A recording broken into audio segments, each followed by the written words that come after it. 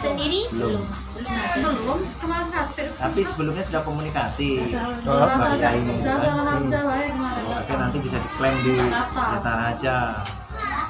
oh jadi Bu Sriwijaya itu bekerja sama dengan Jasa Jasa Harja. Kalau kata Ibu Yusmita kemarin itu katanya dia bekerjasama dengan rumah sakit sebenarnya. Dia ngasih uang di situ. Nah ini sebagai DP, nanti kekurangannya tadi sama kami katanya. Kami nanti klaim ke Jasa Harja lewat kami katanya. Ini nggak tahu prosedurnya sebenarnya gimana.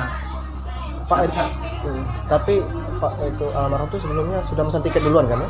Sakit. Sudah mesan tiket di Sriwijaya. Iya mas, pesan gitu. Dia tuh yang mesen 27 yang dari Bengkulu.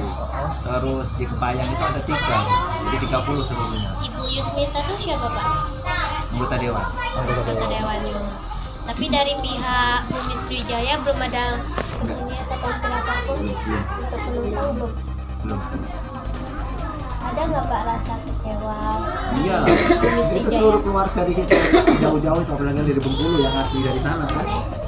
Dia kan di sini liburan, kembali lagi ke sana. Sriwijaya kan punya nyawa Bengkulu, taruh. Banyak ngetemnya kan di Bengkulu. Merasa kecewa mereka.